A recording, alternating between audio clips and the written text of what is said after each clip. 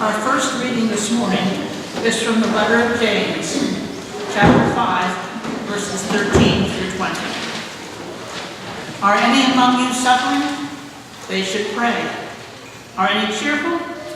They should sing songs of praise. Are any among you sick? Confess your sins to one another and pray for one another, so that you may be healed. The prayer of the righteous is powerful and effective. Elijah was a human being like us, and he prayed fervently that it might not rain. And for 3 years and 6 months it did not rain on the earth. Then he prayed again, and the heaven gave rain, and the earth yielded its harvest. My brothers and sisters, if anyone among you wanders from the truth and is brought back by another, you should know that whoever brings back a sinner from wandering will save the sinner's soul from death and will cover a multitude of sins.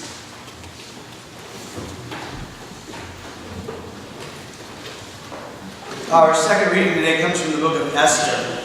Esther only shows up in the lectionary one time, and it is a good story, but it is a long story, and it's hard to tell all of it at once, but that's kind of what you have to do. Because otherwise we only hear a tiny part of it once every 3 years, and that's just a waste of a great story. I shared it with the kids, and I hope you were listening. But here we're in this sort of crucial moment when Esther hears from Mordecai about Haman's law, and Esther has to choose what she will do. We're in Esther chapter 4, verses 9 through 17. Hathach went and told Esther what Mordecai had said. Then Esther spoke to Hathach and gave him a message from Mordecai, saying, all the king's servants and the people of the king's provinces know that if any man or woman goes to the king inside the inner court without being called, there is but one law. All alike are to be put to death. Only if the king holds out the golden scepter to someone, may that person live. I myself have not been called to come into the king for 30 days. When they told Mordecai what Esther had said, Mordecai told them to reply to Esther, do not think that in the king's palace you will escape any more than all the other Jews. For if you keep silence at such a time as this, relief and deliverance will arise for the Jews from another quarter, but you and your father's family will perish. Who knows? Perhaps you have come to royal dignity for such a time as this. Then Esther said in reply to Mordecai, go, gather all the Jews to be found in Susa, and hold a fast on my behalf, and neither eat nor drink for 3 days, night or day. I and my maids will also fast as you do. After that I will go to the king, though it is against the law, and if I perish, I perish. Mordecai then went away and did everything as Esther had ordered him.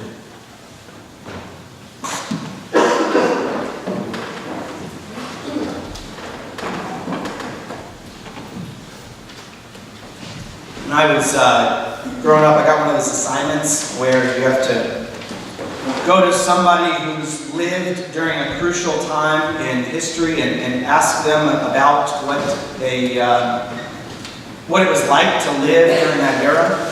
And my parents were both born in 1956 in Tennessee, which is to say that they grew up during the era of civil rights. And so I went to ask my father about what it was like to live in the era of civil rights, and I got to admit I was a little bit disappointed by his answer. He said, Drew, when I was a kid, everything that happened felt kind of normal. It just felt normal, all the things that were going on. It didn't feel like I was living at a crucial time in history. It just felt normal, because that's what life was like for me at that time. He's not the only person who's given me an answer like that for when you ask them about living at a crucial time in history. If you're not directly involved in what's going on, you still wake up. You still go to work, or you go to school, you come home, you eat dinner, you go to bed. You've got to eat, you've got to sleep, and history-making events don't always change that. People still fall in love and get married. People still have dinner and take out the trash, even in the most dramatic times in history. Now, normalcy is not a privilege that everybody has. That is, to be able to feel normal in a crucial time in history is to, at least in some ways, be insulated from the issues of the day, from what was going on in people's lives that made it such a crucial time in history. I know I grew up in the 80s and the 90s, and I lived in the suburbs of Memphis, and everything felt very normal to me. But if you were gay and living in Philadelphia or New York, and you were watching your friends die all the time of AIDS and HIV, and you didn't know why this was happening or why nobody wanted to do something, I'm sure it felt anything but normal. But even when you are deeply affected by what's going on, there is still a rhythm of life, and you still settle into something normal, because that is sort of how it is to live our lives. Now, I bring all this up because I want to talk about somebody who lived at a crucial time in history and who had the privilege of being normal, of feeling normal. I want to talk about Esther. Now, Esther is a great story. It's one of the most well-told stories in the Bible. There's a reason that they put on Purim plays every year. It's because it lends itself to drama. There's excitement. There are characters. There's sort of subtle hints of foreshadowing. They come up later in the story. It's simply a well-told story, and I really encourage you to just go home and read it sometime. It is worth reading. It's one of the greatest stories in the Bible.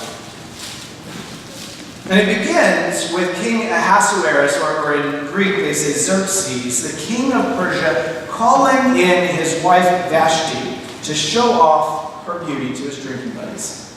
Queen Vashti does not want to be an object of his sort of drunken revelry, and she refuses. And on the advice of his advisors, she is put to death, because what would happen, really, if everybody learned that they didn't have to obey their husbands? That's literally the logic that is in there. You don't know how hard I pushed to name my daughter Vashti.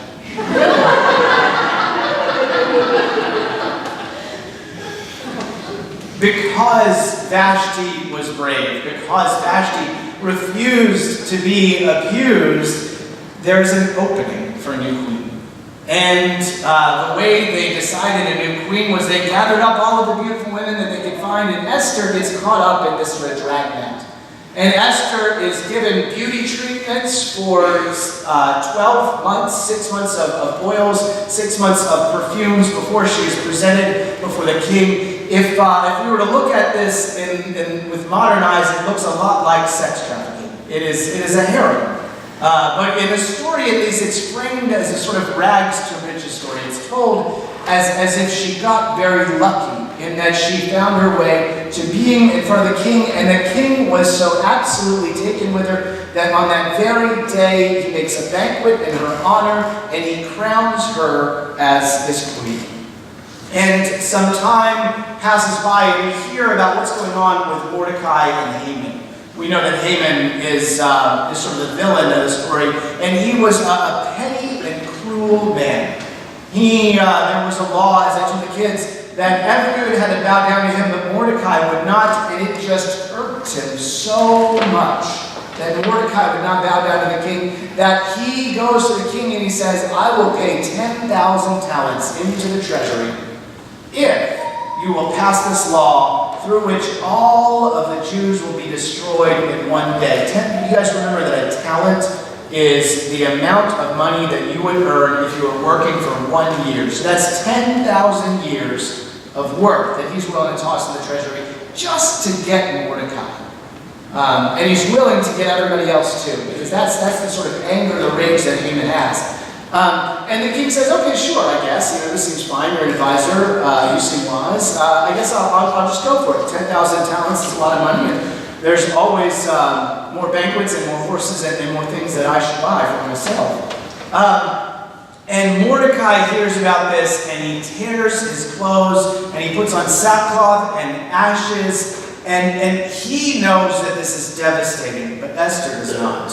When Esther hears that Mordecai has torn his clothes, she sends somebody down with some new clothes.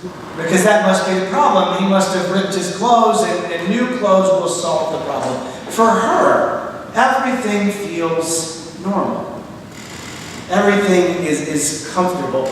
But then she hears back from Mordecai, no, everything is not normal. In fact, if you don't do something, all of the Jews will be killed. All of your people, who you are, will be killed. But Esther is terrified. Esther has her own world, her own problems, her own things that she's worried about. Her husband hasn't talked to her in 30 days. She's worried about her life and her world, and all of this feels a little bit distant to her. And she tells Mordecai that. She says, well, what if I go before the king? And he says, no, I will be put to death. Being in the royal court is easy, but it is vulnerable, right? As her predecessor revealed, it does not take that much for the king to go and get a new queen. But Esther has the power to change the fate of her whole people. She is living at a crucial time. And that is what Mordecai has to say. He says, perhaps you have risen to royal dignity for such a time as this. Maybe you are here in this place because at this crucial time, there is something that you need to be doing. King Ahasuerus, it seems like it ought to be easy. But you can imagine what it's like from Esther's perspective, right? This is dangerous. I know Mordecai says not, but it's almost certain that Esther could easily slide by. She's the queen. If she says nothing, she probably won't get found out. She could be okay. If she stays silent, everything would still be normal for her. That's one side of the choice that she has, of this crucial choice that she has to make. On the other side of it is huge amounts of risk. Anyone who goes to the king uninvited by default is executed, only if the king holds out his scepter to her. Will she be spared? And second, what happens if the king discovers that she's a Jew? He just casually wrote off the entire nation. Will he write her off too? Will he hand her over immediately? The word crucial comes from the Latin crux. It means cross. The implication of crucial for us now is of a crossroads, of a moment in which paths divert, in which you have to choose between going one direction and going another direction. For Christians, the most crucial moment was when two pieces of wood were crossed and our Lord nailed to it. Jesus is the fulfillment of God's love, and he made that crucial choice to deny himself and take up his cross in obedience to God. So for Christians, to live at a crucial time in history is to be cross-shaped. It is to reflect in our actions and in our behavior and in our words what happened on the cross. Jesus died to raise us up. At crucial moments in history, at crucial moments in our lives, we should be trying to be shaped like the cross, like the most crucial moment that we know. And our actions and our behavior should reflect that beautiful, incredible, sacrificial love that changed everything, that revealed in the light of the cross what Jesus had been talking about when he said, if anyone wishes to follow me, they should take up their cross, deny themselves, and follow me. It should be formed by the teachings of Jesus. As Paul wrote, what Jesus did in that moment was to empty himself, taking the form of a slave, being born in human likeness, and found in human form, he humbled himself, and became obedient to the point of death, even death on a cross. Therefore God highly exalted him and gave him the name that is above every name, so that at the name of Jesus every knee should bend in heaven and on earth and under the earth. For Christians, a crucial moment is when we have the opportunity to humble ourselves, that someone else, that all might be lifted up by God. That crucial moment on the cross changed everything for us.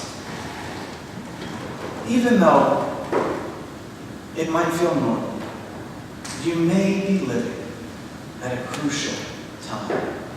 It might be a crucial time in your life when you are at a crossroads and you have to choose what you are going to do, which path you are going to follow. It might be a crucial time for your family, where your actions, where what you do, has a profound effect on the people that you love, on the people that you are with every day. It might be a crucial time at work or at school or in your community. And I guess what I would suggest is what Mordecai suggests to Esther. Perhaps, if you are at a crucial time, you were put there for such a time as this. I confess I've been careful as I preach this sermon not to tell you the end of the story of Esther, but it's in the Bible, and so we can kind of guess what happens, and I did tell the kids. I've done that for two reasons. One is read the book. It's Two is the answer might be a foregone conclusion for her. She is a Bible hero, and we know that the Bible generally tells us about heroes who do the right thing. It is not a foregone conclusion for us.